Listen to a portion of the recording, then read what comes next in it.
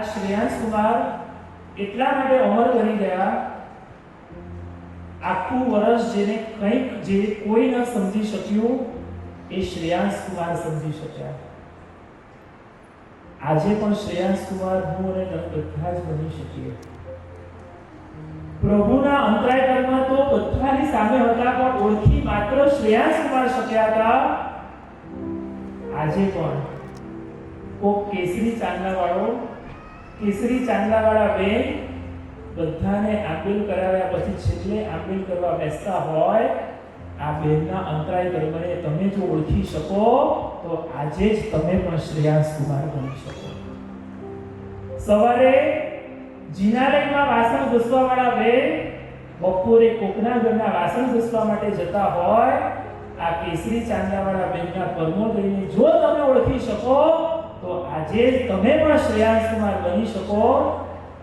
કોક કેસરી ચાંદલાવાળા રિક્ષા ડ્રાઈવરને જોઈને એના અંતરાય કર્મને જો ઓળખી શકો તો આજે જ તમે પણ શ્રેયાંશ કુમાર બની શકો. શ્રેયાંશ કુમાર બનવા માટે વર્ષોપવાસી ઋષભજીની જરૂર નથી. આપણી આજુબાજુ પણ આવા કેટલાય વર્ષોપવાસી ઋષભજી ફરી રહ્યા છે.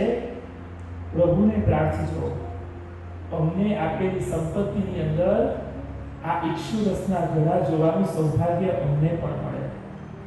પ્રભુના વર્ષિતમના કાળના ઇક્ષુરસથી થયેલા પ્રભુ અમારી સંપત્તિ આવા કોઈક વર્ષોપવાસીના કામમાં લાગે ને તો આ સંપત્તિ ઇક્ષુરસ જેવી અક્ષય આજે પણ બની શકે એમ છે. પ્રભુને પ્રાર્થીએ, પ્રભુ અમારી સંપત્તિમાં ઇક્ષુરસના ઘડા દેખાય, અમને શાસનનું ખેતર મળે, એમાં શુભનો પાક ઉગે, એમાં સમર્પિતતાની બુદ્ધિ જાગે અને શાસન સમર્પણની બુદ્ધિ જાગે. અમારી સંપત્તિનું વપન જ્યાં જગ્યાએ જરૂર હોય ત્યાં શાસનમાં સમયનું દાન, સંપત્તિનું દાન અને જરૂર પડે ત્યારે સંતતિનું દાન પણ કરતા રહીએ અને હું અને તમે બધા શ્રેયાંશ કુમાર બનતા રહીએ. બહુ સરસ મજાના છેલ્લા પદો છે. કરું અરજ કે હે નાથ તારી, ધીરજ મુજ આવી મળે. આખી વર્ષી તપનું કન્ક્લુઝન તમને આપું છું.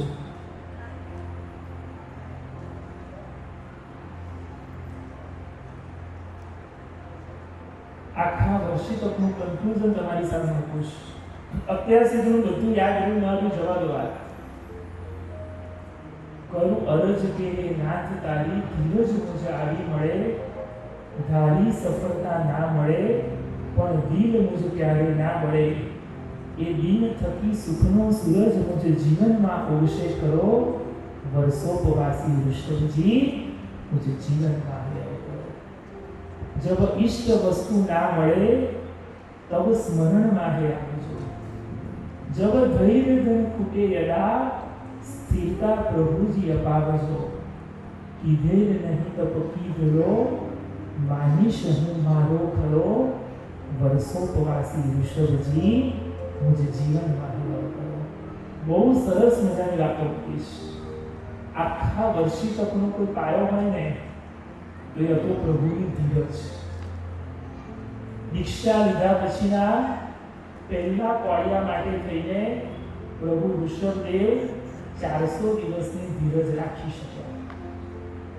બીજા ટંકની ત્રીજી રોટલી વાપરવા માટે જો 3 મિનિટની ધીરજ રાખી શકીએ તો માનજો કે મારે પણ વર્ષી તપ ચાલુ છે. આ વર્ષી તપ ઉપવાસ અને નિરાશ નથી કરવો ને, એ બાહ્ય વર્ષી તપ છે.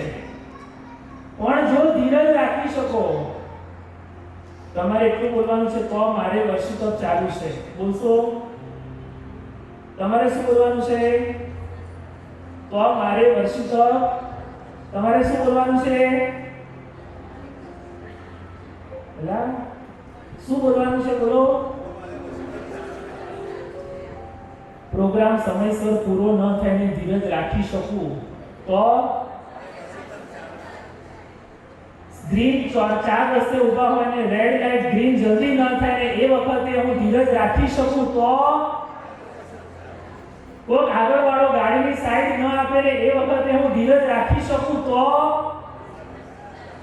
હોર્ન મારું ને જલ્દી દરવાજો ખુલે નહીં અને એ વખતે ધીરજ રાખી શકું,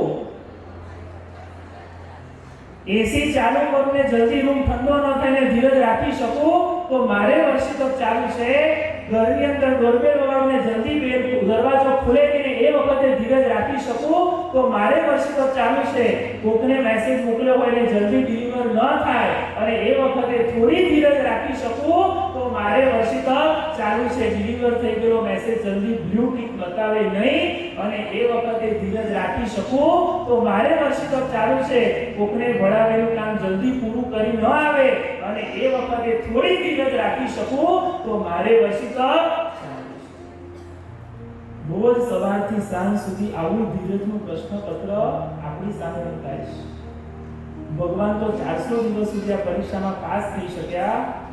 પ્રભુને પ્રાર્થીએ આવું ધીરજનું વર્ષિત રોજ મારી સામે મુકાય છે અને રોજ એની અંદર ફેલ થઈ ગયું છે. આપણને બધાને ધીરજ જોઈએ છે. ધીરજ જોઈએ છે. નહોતું બોલવા જેવું પણ બોલાઈ ગયું, ગુસ્સો નહોતો કરવા જેવો પણ થઈ ગયો, ઘરવાળી જોડે નહોતું લડવા જેવું પણ લડાઈ ગયું, નહોતો મેસેજ મૂકવા જેવો મુકાઈ ગયો, નહોતી ગાડી ફાસ્ટ ચલાવવા જેવી પણ ચલાવી દીધી, નહોતું કરવા જેવું કરી નાખ્યું. ધીરજ બધાને જોઈએ છે પણ કમનસીબ એવી છે ભગવાન, ધીરજ મને જોઈએ છે પણ થોડી જલ્દી જોઈએ છે. આજે ભગવાનને પ્રાર્થજો, જબ ઈષ્ટ વસ્તુ ના મળે, મારી ધારેલી વસ્તુ, મારી ધારેલી ચીજ, મારી ધારેલી માન્યતા જ્યારે ઘરની અંદર, સમાજની અંદર, ફ્રેન્ડ સર્કલની અંદર, સંઘની અંદર, શાસનની અંદર, ઓફિસની અંદર, ધંધાની અંદર મારી વસ્તુ જ્યારે પણ ઉપડે નહીં, મારી વસ્તુ જ્યારે માન રખાય નહીં અને એ વખતે પણ જો મન સ્થિર રહી શકે તો માનીશ કે મારે પણ વર્ષી તપ કીધે નહીં તપ કીધેલો માનીશ હું મારો. ભગવાને 400 દિવસના ઉપવાસનો તપ તો કીધો પણ આવા વર્ષી તપ તો અલગ અલગ કેટલાય કરી શકીએ એમ છે.